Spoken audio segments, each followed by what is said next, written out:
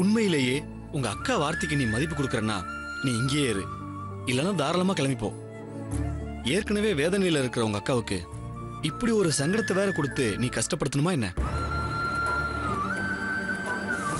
Out of syllabus மாதிரி என்கொயரிக்கு தேவையில்லாத விஷயம். ஒரு சின்ன கியூரியாசிட்டியோட கேக்குறேன், உங்களுக்கும் சுஜாதாவுக்கும் இடையில ப்ரொஃபஷனல் ரிலேஷன்ஷிப்பை தவிர ஏதாவது பர்சனல்?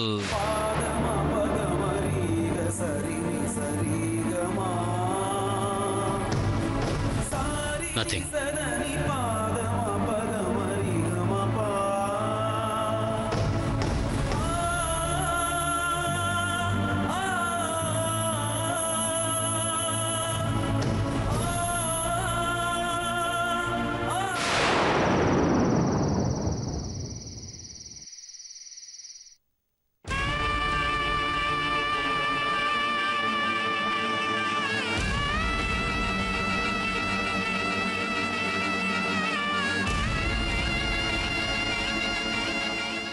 அம்மா, ஒண்ணுமே சாப்பிடலன்னா மயங்கி விழுந்துருவ. அக்கா விஷயத்த கேட்டதுல இருந்து எனக்கே லோ பிபி வந்துருச்சுமா.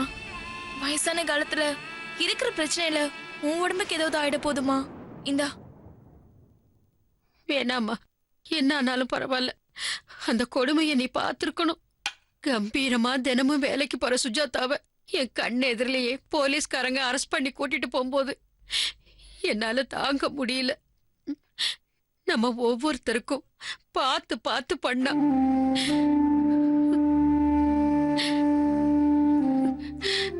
கடவுள் அவளுக்கு இப்படி ஒரு கஷ்டத்தை கொடுக்கணுமா? கையால் ஆகாத புருஷனை வச்சுக்கிட்டு இத்தனை வருஷமான மரியாதையோட வாழ்ந்தது, உங்களை எல்லாம் கரை சேர்த்தது எல்லாம் சுஜாதாவாலதான். அப்படிப்பட்டவளுக்கு இப்படி ஒரு சோதனை வரும்போது என்னால ஒண்ணும் பண்ண முடியலையேன்னு என் மேலேயே எனக்கு கோபமா வருது. அத்தை, நடந்ததையே நினைச்சுக்கிட்டு இருக்கிறத விட நடக்க போறது யோசிக்கிறது எல்லாருக்குமே நல்லது. அத்தை, எப்படியும் சுஜாதாவை முரளி சார் திங்கக்கிழமை பெயில் எடுத்துருவாரு. அத பத்தி கவலைப்படாதீங்க அத்தை. கிழிச்சாரு முரளி. கடைசி வரைக்கும் நான் பாத்துக்கிறேன்னு சொல்லிட்டு கடைசியில் இப்படி ஆயிடுச்சுன்னு சொல்றதுல என்ன இருக்கு? அதிரடியாக பண்ணிருக்க வேண்டாம். மாமா, வயசுல பெரியவராச்சேன்னு பாக்குறேன், இல்லனா ஏதாவது அசிங்கமா சொல்லிடுவேன். என்ன நினைச்சிட்டு இருக்கீங்க உங்க மனசுல? நீங்க மட்டும் என்ன பெருசா புடிங்கி கிழிச்சீங்க, அவரை குத்தம் சொல்றீங்க. அவருக்கு என்ன தலையெழுத்தா கூடவே இருந்து எல்லாத்தையும் பாத்துக்கணும், கஷ்டப்படணும்னு? முரளி யாரு? சுஜாதா ஆபீஸ்ல கூட வேலை செய்யறவரு. அவர் பாட்டுக்கு மத்த ஸ்டாஃப் மாதிரி சும்மா இருந்திருக்கலாம்ல. எதுக்கு ரிஸ்க் எடுத்து வீட்டுக்கு வரணும், கூடவே நிக்கணும், கமிஷனர் ஆபீஸ்க்கு போகணும்? அவர் போன்ல பேசினப்ப கூட சுஜாதாவை பெயில் எடுக்க போற விஷயமா தான் அலைஞ்சிட்டு இருக்கிறேன்னு சொன்னாரு. சும்மா ஏதாவது பேசணும்னு தப்பா பேசிட்டு இருக்காதீங்க மாமா. மாமாங்கிற மரியாதை கெட்டு போயிட்டு இப்படியே லூஸ் டாக் விட்டு தானே ஆர்கே குரூப்ல வேலை செய்யறேன்னு சுஜாதாவை மாட்டி விட்டீங்க. இதுக்கு மேல பேசுனீங்கன்னா மனுஷனாவே இருக்க மாட்டேன் மாமா. அப்புறம் ஒரு முக்கியமான விஷயம், நீங்க 2 பேரும் வந்ததும் உங்ககிட்ட ஒரு வார்த்தை பேசிட்டு நித்யா அப்பா கிட்ட சொல்லணும்னு நினைச்சேன். இப்ப சுஜாதா அரெஸ்ட் ஆயிருக்கிற விஷயத்த அவங்க கிட்ட முன்கூட்டியே சொல்லிடுறதுதான் நல்லதுன்னு எனக்கு படுது.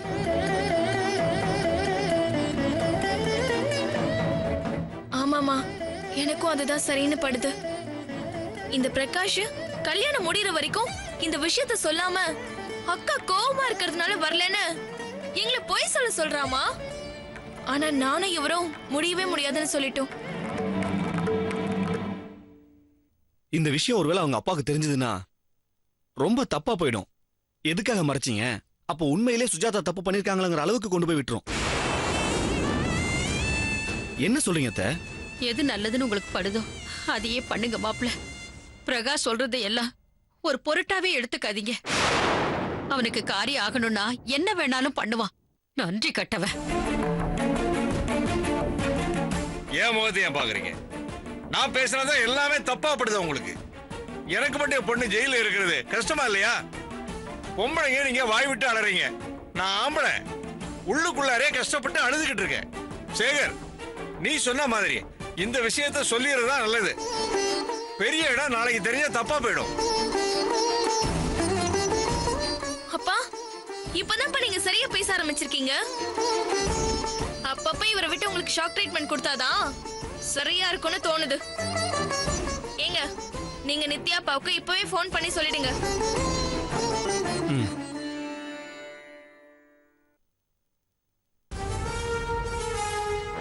This number is currently busy. Please try again later.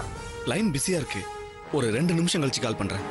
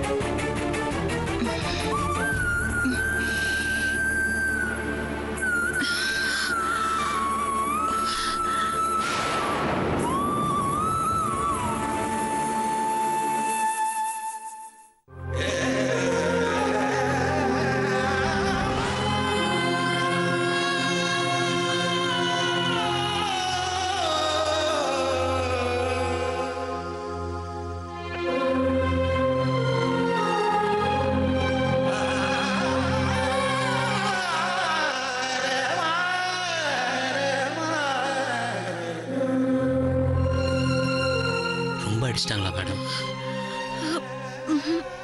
உண்மையை சொல்லுங்க, பயப்படாதீங்க. உங்களை அடிச்சவங்க யாருன்னு சொல்லுங்க. இல்ல முரளி, ஆக்சுவலி ஒரு லேடி இன்ஸ்பெக்டர் அடிக்கிற மாதிரி என்ன மிரட்டிட்டு வந்தாங்க. நான் தான் பயத்துல இடிச்சுக்கிட்டேன், அதான் அடிபட்டுடுச்சு.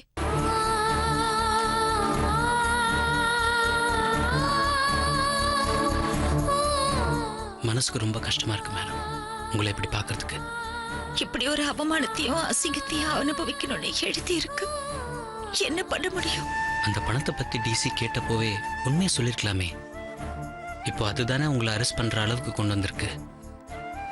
இல்ல முரளி, இப்போ இந்த விஷயம் தெரிஞ்சா நித்யாவோட அப்பா, அதான் பிரகாஷோட மாமனார், அவர்கிட்ட இந்த பண விஷயத்தெல்லாம் சொல்லி டிரான்சாக்ஷன் டீடைல்ஸ் கேட்பாங்க.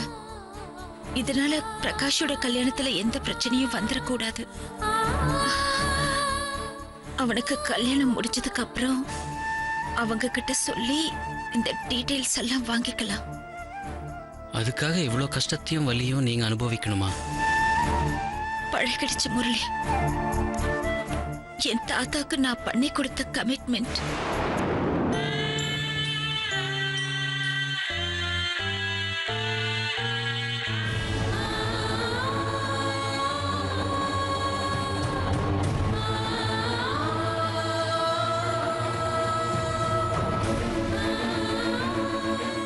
காலையிலேருந்து எதுவும் சாப்பிடவே இல்லைன்னு சொன்னாங்க. மன்னிச்சிருங்க, டென்ஷனில் எனக்கு தோணவே இல்லை. இந்தாங்க.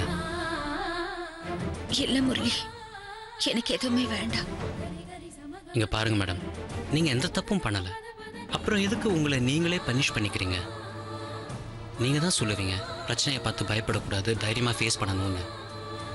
இப்போ இந்த பிரச்சனையை தைரியமா ஃபேஸ் பண்ணி ஜெயிக்க மனசுல மட்டும் ஸ்ட்ரென்த் பத்தாது, உடம்புலையும் சக்தி வேணும். ப்ளீஸ் கொஞ்சம் சாப்பிடுங்க.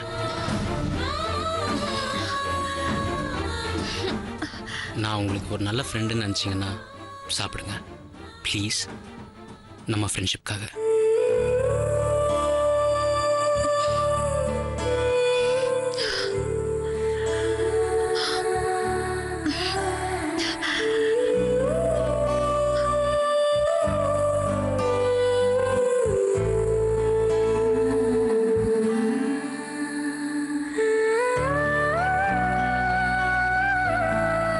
சாப்பிடுங்க மேடம், இதுதான் நான் உங்களுக்கு தர லாஸ்ட் சான்ஸ்.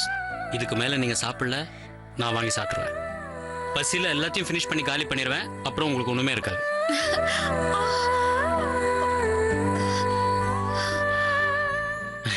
இதுதான், இப்படியே இருங்க.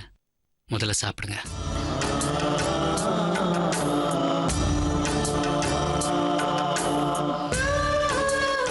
சாப்பிடுங்க.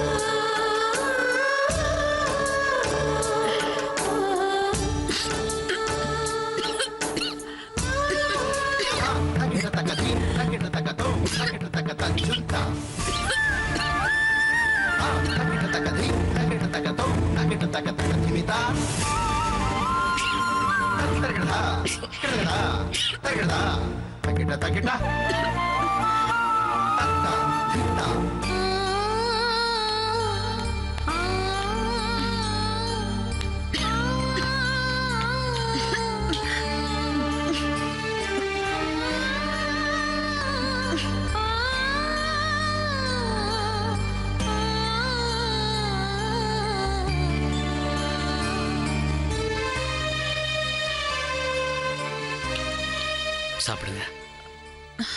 தேங்க்ஸ். இந்த மாதிரி நேரத்தில் நம்பிக்கையும் தைரியமாகவும் பாசிட்டிவ் மைண்ட் செட்டில் இருக்கணும்னு நீங்கள் தானே சொல்லி கொடுத்தீங்க. Just 2 days. திங்கக்கிழமை உங்களை பெயில் எடுக்கிறதுக்கு எல்லா ஏற்பாடும் பண்ணியாச்சு. சாரி முரளி, உங்களுக்கு நான் ரொம்ப கஷ்டத்தை கொடுத்துட்டேன். ஆனா நான் சொன்ன அந்த ஒரே ஒரு வார்த்தைக்காக என் பக்கத்துல இருந்து பாத்துக்கிறீங்களே, தேங்க்யூ. நல்ல ஃப்ரெண்ட்ஷிப்புக்குள்ள தேங்க்ஸ் சொல்லிக்க கூடாதுன்னு யாரோ எப்போவோ சொன்ன மாதிரி ஞாபகம்.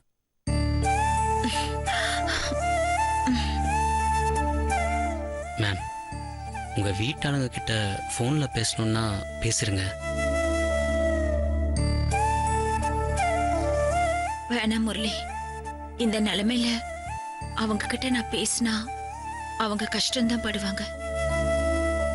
எனக்கு சேகர் மேல கான்ஃபிடென்ட் இருக்கு. அவர் எல்லாத்தையும் பாத்துக்குவாரு. சரி மேம். சார், டைம் ஆயிடுச்சு, கிளம்புங்க. மேம், நீங்கள் ஃபுல்லாக சாப்பிட்டு முடிங்க. ஒன்றும் பயப்பட வேணாம், நான் வெளியிலே இருக்கேன். ஓகே.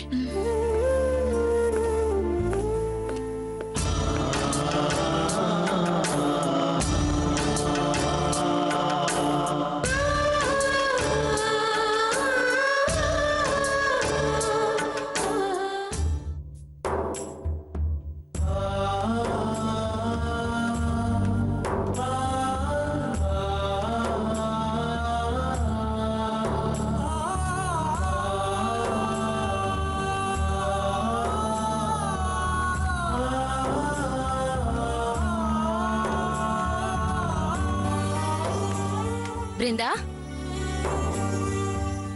அண்ணனுக்கு இப்ப எப்படி இருக்கு? இன்னும் சுயநினைவு வரல. ஈவினிங் 6 மணிக்கு நினைவு திரும்புற மாதிரி இருந்துச்சு. மறுபடியும் மயக்கமாயிட்டாரு. நீ மட்டும் தனியாவா வந்த? இல்ல பிருந்தா, என் பொண்ணு வரேன்னு ஒரே அழுக. இப்பதான் வைரல் ஃபீவர் வந்து படாத பாடு படுத்துருச்சு. அதான் ஹாஸ்பிட்டலுக்குள்ள வந்தா திரும்பவும் இன்ஃபெக்ஷன் ஆயிடுமோன்னு வெளியில கார்ல அவரோட உட்கார்ந்துட்டு இருக்கா. சாரி அலமு, உன்னை ரொம்ப சிரமப்படுத்திட்டேன்னு நினைக்கிறேன். பாவம், என்னால உன் ஹஸ்பண்டுக்கும் மஞ்சுவுக்கு வேற கஷ்டம். பிருந்தா, இந்த மாதிரி பேசுறதா எனக்கு ரொம்ப கஷ்டமா இருக்கு. ஃபேமிலி ஃப்ரெண்டா இருந்துகிட்டு இந்த ஹெல்ப் கூட பண்ணலனா எப்படி? எப்படியும் சாப்பிட்டு இருக்க மாட்டேன்னு எனக்கு தெரியும். அதான் வீட்ல இருந்து இட்லி எடுத்துட்டு வந்திருக்கேன். உன் உடம்புல கொஞ்சமாவது சக்தி இருந்தா தானே 2 பேரையும் நல்லா பாத்துக்க முடியும். ஒழுங்கு மரியாதை நல்லா சாப்பிடு. பையன் சாப்பிட்டானா இல்லையா? இந்தா, நீ சொன்ன மாதிரி உனக்கும் உன் பையனுக்கும் சேஞ்ச் பண்றதுக்கு dress, brush, toothpaste, soap எல்லாமே கொண்டு வந்திருக்கேன். உன் வீட்டு சாவிய பையில தான் போட்டிருக்கேன். எங்க பிருந்தா, உங்க அண்ணனை காணோம்? ஏதாவது வாங்கிட்டு வர வெளியே அனுப்பிருக்கியா? என்னாச்சு பிருந்தா? இந்த நிமிஷம் வரைக்கும் ஹாஸ்பிட்டலுக்கு அண்ணன் வரவே இல்ல. என்னடி சொல்ற? நிஜமாவே இன்னும் வந்து பாக்கலையா? என்ன மனுஷன்டி உங்க அண்ணன்? ஒரு தங்கச்சி புருஷன் ஆக்சிடென்ட்ல அடிபட்டு கிடக்குறானா அலறி அடிச்சுட்டு உன் பக்கத்துல வந்து இல்ல நிக்கணும். இன்னும் வந்து பாக்கலங்கிற நினைச்சால பத்திக்கிட்டு வருது. அவர் எங்கேயாவது பார்த்தேன்னு வெயி, தப்பா நினைச்சாலும் பரவாயில்லன்னு அப்படியே 4 வார்த்தை நாக்க பிடிக்கிட்டு சாகுற மாதிரி கேட்டுட்டு காரி துப்பிட்டு போயிடுவேன். சாகுற மாதிரி கேட்டுட்டு காரி துப்பிட்டு போயிடுவேன். இத பாரு, தங்கச்சி கஷ்டத்துல இருக்கான்னு தெரிஞ்சு வராம இருக்கிற கல்நெஞ்சுக்காரனை என் ஜென்மத்திலேயே பாக்கல.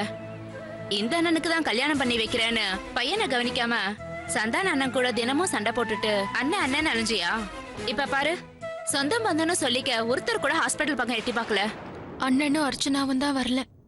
ஆனா கடைசி தங்கச்சி சந்தியா இருக்கால, அவ அப்பவே வந்துட்டா. இவ்வளவு நேரம் என் கூட தான் இருந்தா. ஹாஸ்பிட்டல் செலவுக்கு 25,000 ரூபாவை கவுண்டர்ல கட்டிட்டு போயிருக்கா. பரவாயில்லையே, கூட பிறந்த 3 பேர்ல ஒருத்தியாவது பாசமா இருக்காளே. அத நினைச்சு மனச ஆறுதல் படுத்திக்க வேண்டியதுதான். ஆனா உங்க அண்ணன் என்ன நொண்டி சாக்கு பின்னாடி வந்து சொன்னாலும் ஓடி வந்து பார்க்காதது மன்னிக்க முடியாத பெரிய தப்புதான். நான் கூட அண்ணன் இவ்வளவு மோசமா இருக்கும்னு எதிர்பார்க்கல. தனி ஆளா பையனை வச்சுக்கிட்டு எங்கேயும் அங்கேயுமா அல்லாடுறது ரொம்ப கஷ்டமா இருக்கு. என்னால தாங்க முடியலடி. பிருந்தா, அழாத. எந்த உதவியா இருந்தாலும் என்கிட்ட கேளு, நான் செய்யறேன். பிருந்தா, அவர்தான் கால் பண்றாரு. நாளைக்கு காலையில மஞ்சுவ ஸ்கூலுக்கு அனுப்பணுமே, லேட் ஆயிடுச்சுன்னு போன் பண்றாருன்னு நினைக்கிறேன். சரி, நான் கிளம்புறேன். அண்ணனுக்கு ஒண்ணும் ஆகாது, கவலைப்படாத. ஏதாவது வேணும்னா கால் பண்ண என்ன. வரேன்.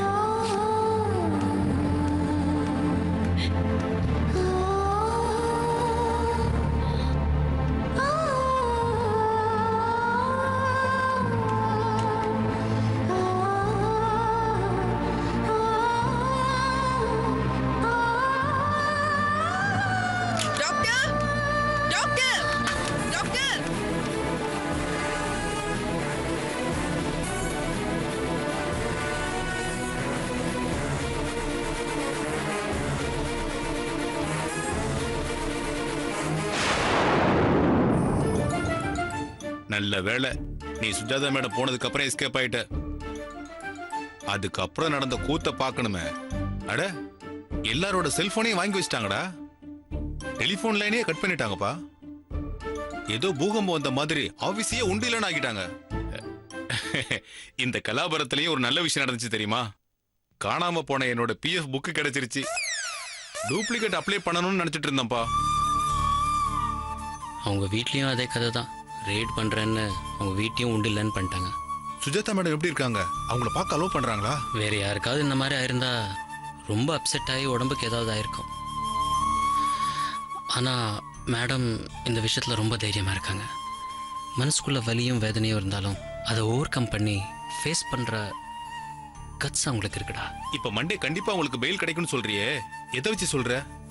ஆர்கே குரூப் பண்ண ஃப்ராட் தனத்தில் டைரெக்டாக இவங்க சம்மந்தப்பட்டிருக்காங்கங்கிற ஆதாரம் போலீஸ்க்கு கிடைக்கல. எக்ஸப்ட் அவங்க அப்பா அங்கே வேலை பண்ணுறாருங்கிற விஷயம் அண்ட் வீட்டில் கிடைச்ச அந்த 2 lakhs. 2 lakhs-ஆ? என்னடா சொல்கிற?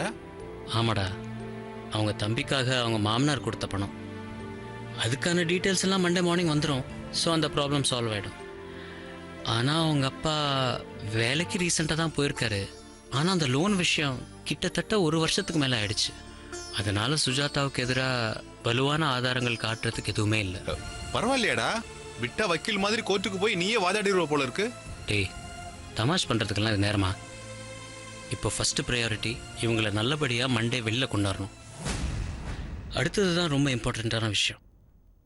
நம்ம பேங்க்கில் வச்சுருந்த ஒரிஜினல் டாக்குமெண்ட்ஸை ஆர்கே குரூப் எப்படி எடுத்துக்கிட்டு போய் டூப்ளிகேட்ஸோட ரீப்ளேஸ் பண்ணாங்கன்னு கண்டுபிடிக்கணும். கண்டிப்பாக நம்ம பேங்க் ஸ்டாஃப் யாரோ ஒருத்தருடைய உதவி இல்லாமல் இதை பண்ணியிருக்க சான்ஸே இல்லை. அந்த ஒரிஜினல் டாக்குமெண்ட்ஸ் வச்சுருந்த லாக்கர் நம்பரு, அதோடைய சாவி எல்லாம் தெரிஞ்சவங்களை வச்சு தான் ஆர்கே குரூப் யூஸ் பண்ணியிருக்கணும். அந்த பிளாக் ஷீப் யாருன்னு கண்டுபிடிக்கணும். அந்த ஆளை போலீஸ்கிட்ட பிடிச்சி கொடுத்து மேடம் மேலே தப்பு இல்லைன்னு நான் நிரூபிக்கணும். அது யாரா இருக்கும்னு யோசிச்சுட்டு இருக்கேன். கூடிய சீக்கிரம் கண்டுபிடிச்சிருவேன்டா.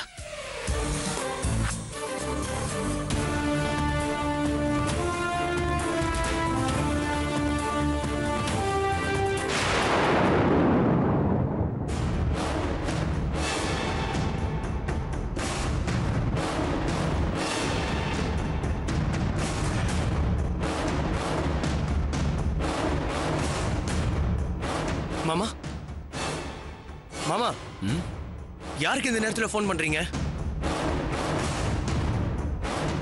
மாமா, உங்ககிட்ட தான் மாமா கேக்குறேன். யாருக்கு இந்த நேரத்துல போன் பண்றீங்க? டேய், உன் மாமனாருக்கு தான். சுஜாதா மேட்ரை அவர்கிட்ட சொல்லிடலாம்னு நாங்க முடிவு பண்ணிட்டோம்.